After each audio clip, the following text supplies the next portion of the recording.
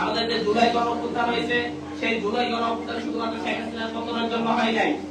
90-এর গণঅভ্যুত্থান এরশাদের পতনের জন্য হয়েছে। 96-এর লড়াইকে সুষ্ঠু নির্বাচনের জন্য হয়েছে, খালেদা জিয়ার পতনের জন্য হয়েছে। ৭-৮ সালের যে লড়াই, সেই লড়াইটা হয়েছে সেনা শাসনের পতনের জন্য, একটা সুন্দর নির্বাচনের জন্য। কিন্তু 2024-এর লড়াইয়ে কেউই একজন এই লড়াইয়ে অংশগ্রহণ করা কেউই বলে নাই যে আমরা একটা নির্বাচন চাই এবং নির্বাচনের মধ্য দিয়ে একটা সরকার চাই, শেখ হাসিনার পতন চাই, নতুন সরকার চাই, এর জন্য আমরা লড়াই করতেছি। এটা কেউ বলছে? কেউই বলে নাই। প্রত্যেকটা দেয়ালে, প্রত্যেকটা রাস্তায়, প্রত্যেকটা প্ল্যাকার্ডে ছিল আমরা সংস্কার চাই, পরিবর্তন চাই, নতুন আকাঙ্ক্ষা চাই, নতুন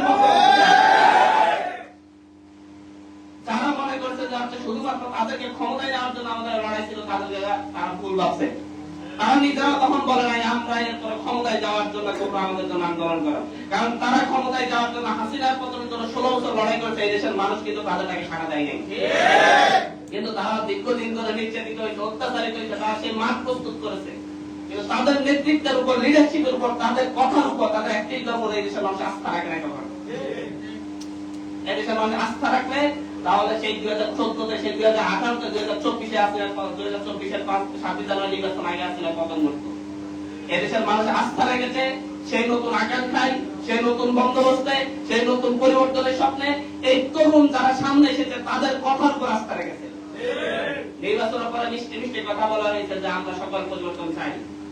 নির্বাচনের আগে নতুন সুন্দর সুন্দর কথা বলা হয়েছে, আমরা পরিবর্তন চাই, মেনে নিব, আমরা 31 দফা দিয়েছি, আমরা সবকিছু মেনে নিব, বিচার বিভাগের স্বাধীনতা চাই, বিচার বিভাগের সচিবালয় চাই, ঘুম প্রতিরোধে আমরা কাজ করবো, আমরা তো ঘুমের শিকার, সাইবার সিকিউরিটি অ্যাক্টের নামে আমরা মত প্রকাশে বাধা দিব না, অনেক মিষ্টি দুর্নীতি দমন কমিশনকে শক্তিশালী করবো। এই ধরনের মিষ্টি মিষ্টি কথা বলে যে জুলাই সনদের পূর্ণাঙ্গ বাস্তবায়ন করবো, যেই প্রশ্নগুলোতে গণভোট হয়েছে সেই প্রশ্নগুলো আমরা বাস্তবায়ন করবো। আজকে আমরা হা বলতে বলছি, যদি আমরা আজকে আপনাদেরকে হা বলতে বলে গণভোটের পক্ষে ভোট দিতে গিয়ে যদি পরে যদি আমি অস্বীকার করি, তাইলে আপনারা আমাকে ড্রাইভার মনে করবেন না, পরবর্তীতে আবার আসতে হবে না। এইভাবে মিষ্টি মিষ্টি কথা বলা হয়েছে, এবার বলা হয়েছে না? কিন্তু সেই মিষ্টি কথার অন্তরে ছিল হচ্ছে তাদের আবার সেই দালালির রাজনীতি। তারা আবার এই দেশকে, দেশের শাসন ব্যবস্থাকে তারা আবার সে ভারত আর পশ্চিমাদের মতো করে গড়ে তুলতে চাচ্ছে। তারা এই দেশের মানুষের আকাঙ্ক্ষা অনুযায়ী, এদেশের মানুষের স্বপ্ন অনুযায়ী, যারা এদেশের মানুষ যে পরিবর্তনের পক্ষে ভোট দিয়েছে সেটাকে বিদ্যাঙ্গুলি দেখাচ্ছে। আবার বড় করে বলতেছে আমরা তখন তো ভোট হতো না, যদি আমরা যদি না বলতাম, আমরা যদি সংস্কারের রাজি না হতাম, আমরা যদি গণভোটের ব্যাপারে রাজি না হতাম, তা আমাদের নির্বাচন হতো না। তার মানে জনগণের পক্ষ থেকে চাপ ছিল, জনগণ এই সংস্কারটা চাইছে, নির্বাচন চাইনি। আপনারা এই ভয়টা পেয়েছেন। আপনার নির্বাচনের আগে একদিনের জন্য বলতে পারেন নাই যে আপনারা এই গণভোট মানান না।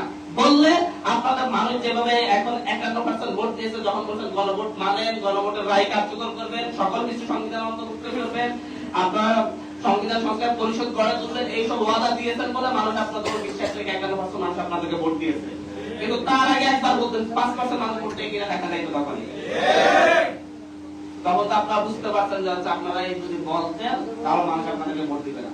কিন্তু এখন সংসদে গিয়ে আপনারা যেই অকৃতজ্ঞতার পরিচয় দিচ্ছেন, যেই প্রতারকের পরিচয় দিচ্ছেন, জাতির সাথে বিশ্বাসঘাতকতার যে পরিচয় দিচ্ছেন, এর পরিণাম খুব একটা ভালো হবে না।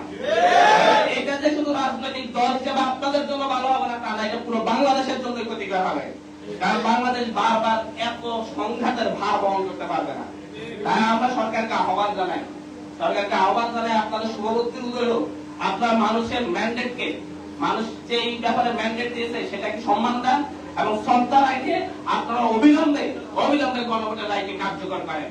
সংবিধান সংস্কার পরিষদের শপথ গ্রহণ করেন সদস্য হিসাবে এবং অতি দ্রুত যেই বিষয়গুলোতে আমাদের ঐক্যমত হয়েছে সেই বিষয়গুলো অতি দ্রুত আপনারা বাস্তবায়ন করেন।